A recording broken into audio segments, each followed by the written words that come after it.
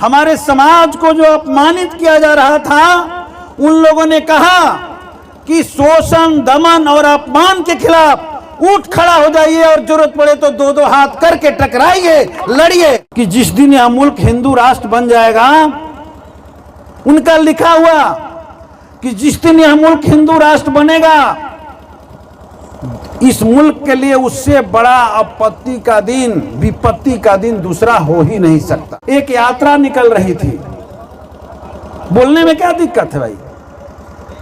श्री राम यात्रा, रामनवमी के दिन वहां के कुछ ऊंची जाति के जो लोग थे, उन लोगों ने क्या किया, एक कमेटी का निर्माण किया और उस कमेटी में वो लोग तो थे ही, वहां के जितने हमारे दलित समाज के लोग थे उनको शामिल किया और उन लोगों को काम क्या दिया कि आगे आगे भगवान चलेंगे, जब चलेंगे तो उनके आगे का जो रास्ता है उसे साफ आप करेंगे। हमने आंख से देखा कि शोषण जो हमारे समाज पे चल रहा था, दमन हमारे समाज के ऊपर चल रहा था, हमारे समाज को जो अपमानित किया जा रहा था, उन लोगों ने कहा कि शोषण, दमन और अपमान के खिलाफ उठ खड़ा हो जाइए और जरूरत पड़े तो दो दो हाथ करके टकराइए, लड़िए। यही तो राजनीति है, इसी को तो हम कर रहे हैं और इसी की करने की बात कर रहे हैं। अगर हम किसी महापुरुष की जयंती मनाते हैं तो आज क्यों मनाते हैं? आज उसकी जरूरत क्यों है?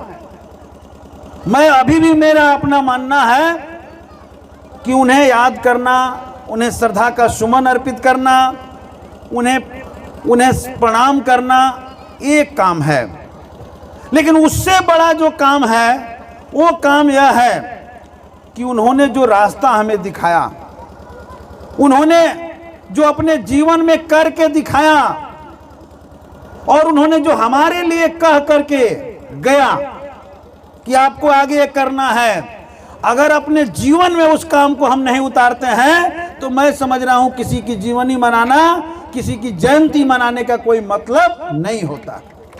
इसलिए हमें इस आज का दिन याद करने के साथ साथ संकल्प का भी दिन है, प्रण लेने का भी दिन है। और इसलिए मैं कह रहा हूं कि आज जिस दौर से हम लोग गुजर रहे हैं, ये दौर बहुत ही खतरनाक दौर है। आज मैं समझ रहा हूं कि 646-47 वर्ष की बात हो रही है, उससे पुराने दौर में हमारे इस देश को ले जाने की कोशिश हो रही है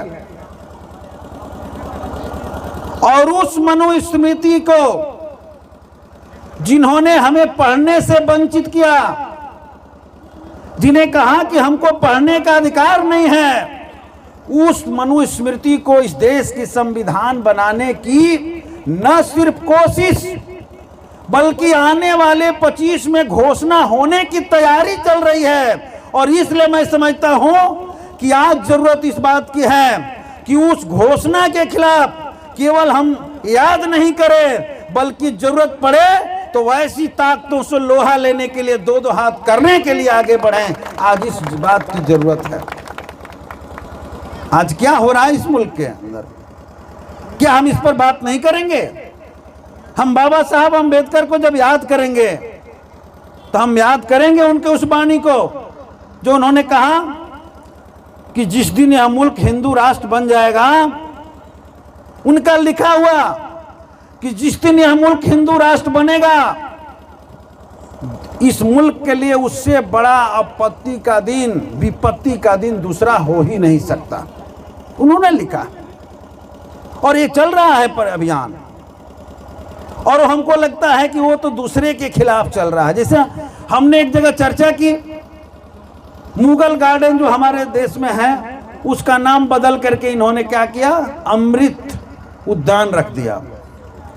लखनऊ का नाम बदल करके उन्होंने लक्ष्मण नगर रख दिया। मुगल सराय का नाम बदल करके इन लोगों ने कुछ दूसरा रख दिया, पता न क्या रखा है, ध्यान नहीं आ रहा। दीनदयाल उपाध्याय, गोरखपुर विश्वविद्यालय को हम लोग मांग कर रहे थे कि गोरखपुर के धरती पर शहादत जिनकी हुई है उनके नाम पर इस यूनिवर्सिटी का नाम रखे। जब हम लोग पढ़ते थे तो उस विश्वविद्यालय का नाम पहले सिर्फ गोरखपुर विश्वविद्यालय गोरखपुर था, जिसको बदल करके दीनदयाल उपाध्याय रख दिया गया। तो हमें लग सकता है, क्योंकि हमारे समाज में मैं कह रहा हूं कि अभी सबसे बड़ा कोशिश हमारे ही समाज में वो लोग चला रहे हैं, और हमारे समाज को, हम जो लोग हैं उनको एक दूसरे संप्रदाय के खिलाफ खड़ा करने की कोशिश कर रहे हैं। ये बड़ी साजिश है। और हमको भी गर्व से भाई कहे कि भाई पूजा कर रहे हैं लोग, हम देख रहे हैं कि हम जितने उत्साह के साथ बाबा साहब की जयंती नहीं मनाते, जितना उत्साह के साथ हम पेरियार साहब को याद नहीं करते, जितने उत्साह के साथ रविदास संत शिरोमणि रविदास को याद नहीं करते, हम भगत सिंह को याद नहीं करते, हमारे देश के महान महान पुरुष जिन लोगों ने हमें रास्ता दिखाया और इस मुल्क को में हमें अधिकार दिलाने का काम किया, उनको याद नहीं करते, उससे ज़्यादा उत्साह से हमारे समाज के लोग उन कार्यों में भूमिका निभाते हैं। और मैं उदाहरण दे रहा हूं, मेरे विधानसभा क्षेत्र का एक गांव है जमापुर जीरादेई, वहां एक यात्रा निकल रही थी। बोलने में क्या दिक्कत है भाई? श्री राम यात्रा, रामनवमी के दिन वहां के कुछ ऊंची जाति के जो लोग थे, उन लोगों ने क्या किया, एक कमेटी का निर्माण किया, और उस कमेटी में वो लोग तो थे ही, वहां के जितने हमारे दलित समाज के लोग थे उनको शामिल किया, और उन लोगों को काम क्या दिया कि आगे आगे भगवान चलेंगे, जब चलेंगे तो उनके आगे का जो रास्ता है उसे साफ आप करेंगे। हमने आंख से देखा, और हमारे लोग वो उसमें अगुवाई करते हुए लग रहा था कि हम बहुत बड़े काम में लगे हुए हैं। तो हमको काम भी वही मिला, और हम उसमें उत्साहित हो रहे हैं।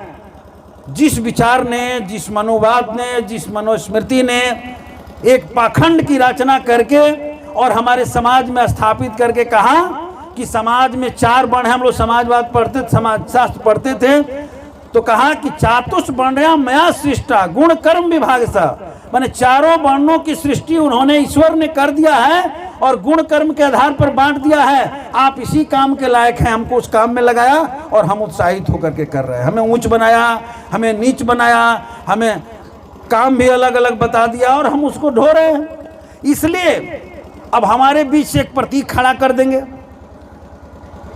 प्रतीक खड़ा करके ले जाएंगे, सबसे शीर्ष पर बैठा देंगे, क्योंकि हमें इस्तेमाल करना है, और हम लगेंगे खुश होकर के कि देखिए इस आदमी को यहाँ पहुँचा दिया। अब हमारे समाज के लोग पीछे पीछे दौड़ने लगेंगे। नहीं भाई, एक कहावत है कि पहले उन पर एक बर्तोल्ट ब्रेख्त कवि थे, हालांकि बहुत लोग हिटलर के नाम जानते होंगे। जर्मनी में जब हिटलर का ज़माना था तो उन्होंने लिखा कि पहले यहूदियों के लिए जब आए तो हमने नहीं बोला क्योंकि मैं यहूदी नहीं था। फिर तब ट्रेड यूनियन के लिए आए तो हमने नहीं बोला क्योंकि हम ट्रेड यूनियन और मजदूर संगठन में नहीं था। फिर वो कम्युनिस्टों के लिए आए तो हमने नहीं बोला क्योंकि हम कम्युनिस्ट नहीं थे। और जब वो मेरे लिए आए तब कोई नहीं था जो मेरे साथ बोले। तो आज जो है निशाना कर रहे हैं दूसरे तरफ और सोच रहे हैं हम आपको ले ले साथ में। और मैं समझ रहा हूं कि सबसे ज्यादा निशाना हमारे पिछड़े दलित समाज के भीतर है कि कैसे इनको हिंदू बना दे और कहें हम लोग जो है उत्साहित भी हो रहे हैं, उनके बराबरी पहुंचने में गर्व हो रहा है। अरे वहां बराबरी नहीं पहुंचना है, उस विचार को खत्म कर देना है जिसको बाबा साहब ने कहा, जिस विचार ने हमें इस नीच बना करके रख दिया।